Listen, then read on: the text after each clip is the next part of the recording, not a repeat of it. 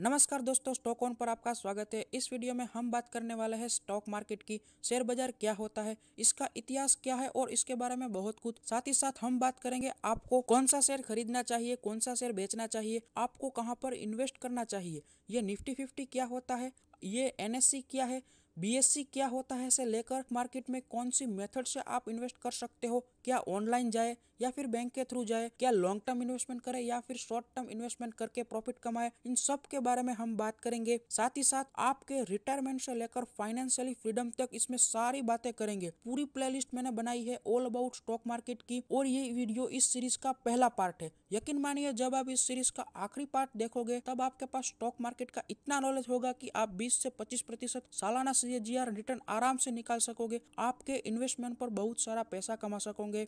लेकिन इनसे पहले आपको यह जानना जरूरी है कि इस देश में शेयर मार्केट की जरूरत क्यों पड़ी, इसका इतिहास क्या है, क्योंकि अगर ये नहीं जाना तो इन्वेस्टमेंट करने का कोई फायदा नहीं।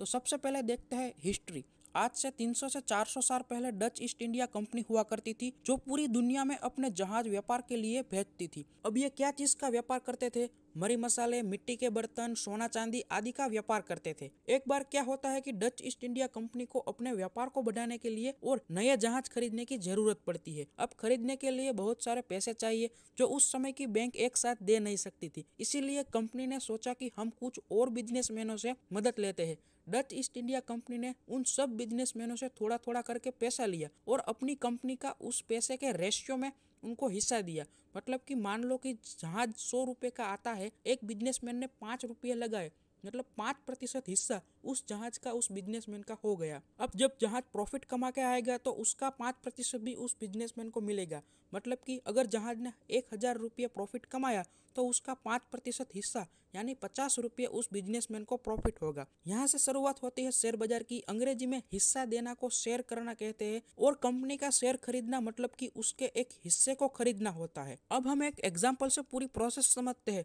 ये रिलायंस, टीसीएस, विप्रो जैसी बड़ी बड़ी कंपनियां शुरू कैसे होती है और शेयर बाजार में कैसे आती है, क्योंकि ये नहीं जाना तो आपको समझ ही नहीं आएगा कि शेयर बाजार कैसे चलता है। मान लो कि आप एक प्रोडक्ट बनाते हो, जैसे हम यहाँ पर एक एग्जांपल लेते हैं, आलू की चिप्स बनाते हो, जिसकी शुरुआत आप एक दुकान से करते हो। अब कुछ समय बाद आपको आलू की चिप्स लोगों को बहुत पसंद आती है, आपका धंधा चलने लगता है। अब आपने सोचा कि इसको बढ़ाने के लिए हमें और ब्रांच खोलनी चाहिए। ऐसा करने के लिए आपने कुछ लोन ली, आपके दोस्तों से कुछ पैसे लिए और नई 5 से 6 ब्रांच ओपन की। ये सारी दुकानें प्रॉफिट में चलती है। अब आप सोचते हो कि इस आलू के चिप्स की प्रोफेशनली पैकिंग करें और पूरे देश में बेचे, जैसे हल्दीराम, बीकाजी या फिर बालाजी कंपनी बेचती है। इसीलिए आपको प्लांट, मशीनरी, जमीन, इंफ्रास्ट्रक्चर की जरूरत पड़ेगी। अब इतना सारा पैसा आपको बैंक नहीं देगी, क्योंकि अगर आपका बिजनेस में लॉस होता है तो बैंक का सारा पैसा डूब जाएगा। अब इस कंडीशन में लोग आमतौर पर क्या करते हैं, पहले सीड राउंड करते हैं, फिर सीरीज ए की फंडिंग उठाते हैं।